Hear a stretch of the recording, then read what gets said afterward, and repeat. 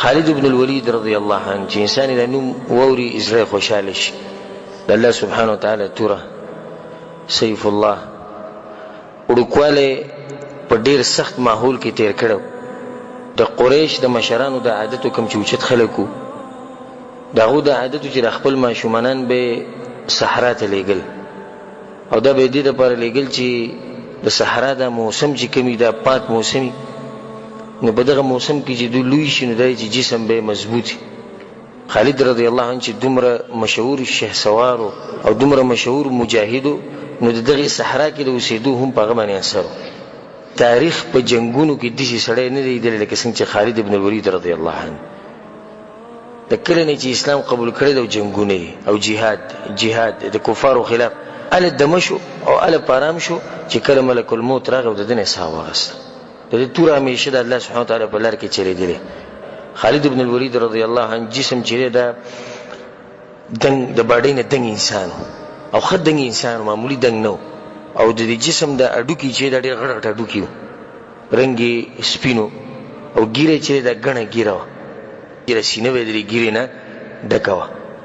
عجیبه خبره دا ده چې د عمر بن خطاب رضی الله عنه او د ده شکل چې دا بالکل یو بل سره ملاویدو، بلکې د چا چې به نظر کمزور او خالد رضی الله عنه براتو نو هغه به دوکه شوي بکې عمر بن خطاب را روان دی، عمر بن خطاب رضی چې بر روانو هغه به دوکه شوي که خالد بن ولید رضی الله عنه را روان.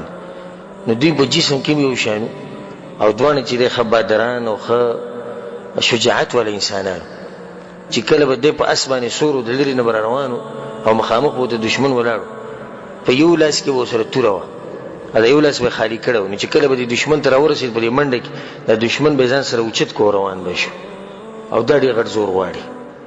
اسلام د څنګه قبول کو؟ کله چې مسلمانان لاړو او عمره قضا یې کوله، رسول صلی الله علیه وسلم په دغه ټیم کې د دې ورور ته ووی الولید ابن الولید رضی الله عنه، او هغه په دغه ټیم کې مسلمان.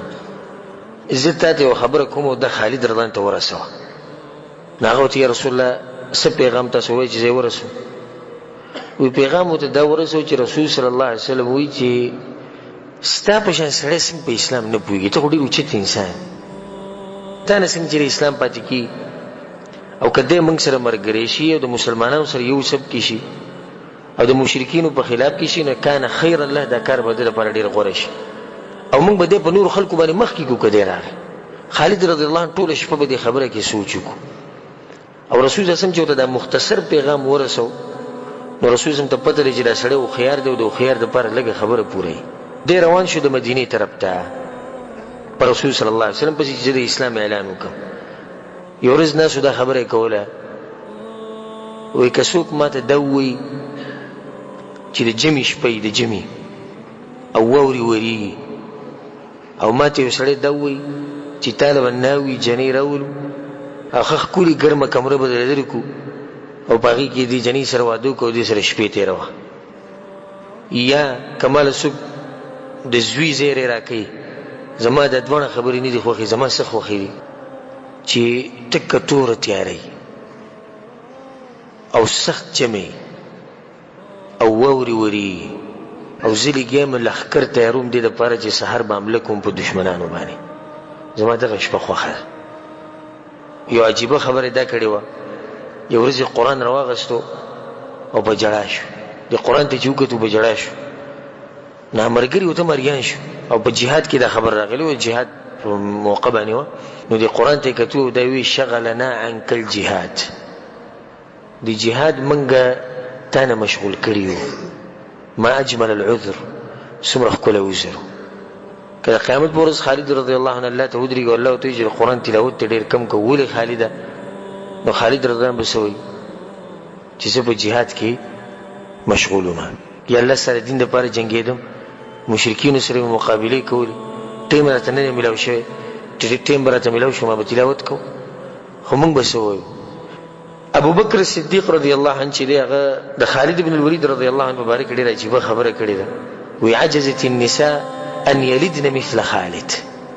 په دنیا کې چې څومره ښځې دي د خالد بن ولید رضی الله عنه د مور نه بعد د خالد بن ولید په شان بچی نشي پیدا کولی، ګور د رسول صلی الله علیه وسلم هغه اعتماد ته په دبانی 8 هجری کې د اسلام قبول کو او په 8 هجری کې د جهاد لولې او یو عظیم جنگ لولې چې هغه مشهور دی غزوه مؤته، جنگ د مؤته.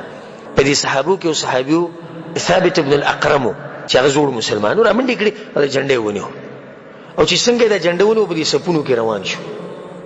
پته نشي چیرته روان د خلکو ته مریان دي خو په تادي سره روان دي چې کمزې کې خالد بن ولید رضی الله عنه ولاړ لا پسې ورغه وته جنډه واله خالد رضی الله عنه ریان شو چې نوې اسلام قبول کړي. نو خالد رضی الله عنه ګورته زموږ غوړې او اسلام د مخ کې قبول کړي د رسول الله سره د مرسته هغه ته کزه د غوړم په دغه کې خنور په جنگونو کې غوړه ته دي ټول پیژندو چې دا یو څنګه انسان. الله اکبر. خالد رضی الله عنه جنډه ورکړه. رسول صلی الله علیه وسلم خپل جمعات کې ناست او الله تداخی معجزه ده جاړي په منبر ولاړ وی زید ابن حارثه شهید شو. جنډه جعفر واغسته. جعفر رضی شهید شو او جنډه چې هغه عبد الله ابن رواحه واغسته. عبد الله ابن رواحه شهید شو او جنډه چا واغسته؟ سيف من سيوف الله. د الله په تور کې یو توري جنډه غسته. څوک ته؟ خالد رضی الله عنه. چې چا به تاسو کوی خالد دا ورځ یو واقع خو راته بیان ک په خندا بشو. یو هغه ورځ عجیب کار دا شو چې نه توري زما په لاس کې ماتي شي. د هر ځینې چې واپس راتو د توري نه ویني سې یا رسول الله هغه علاقه موږ فتح کړه مخې تسو کو رسول الله بل څه په قربان یا رسول الله څوک بر سره زی دود ځان سره بوزه ولاړ نه دی. دسی انسان او دسی جذبه او دسی بادری او دسی شجاعت په کوم ځای کې دسی ایمان په کوم ځای کې چې غریب د خپل دمې د پارم ټیم نه اخلي. د رومیانو او توی د رومیانو چې کوم مشر وي خالده موږ ته پته لري چې تاسو غریبانان خلک یې او تاسو د خپل ملک نه چې راوتی دا ګرځي جنگونه کوي نو د پیسو لپاره کوي او د غنیمتونو لپاره کوي. نو موږ سره تنګوي خو موږ به هر یو مسلمان له میاشتې پیسې ولګو دا به تاسو درلېګو. خالد رضی الله عنه خندل نو پیسو لنی ورغه زموږ بل څه کار دی. هغه ته څه کار دی؟ موږ ته چا ویلي چې د رومیانو وینه ډېره خوږه ده موږ وینې سکو موږ دې راغلي چې تاسو د وینې وسکو د وینې راکوي کفاره مې راکوي هم خدا کفاره مې نه راکوي نو په زور دې نه اخلو.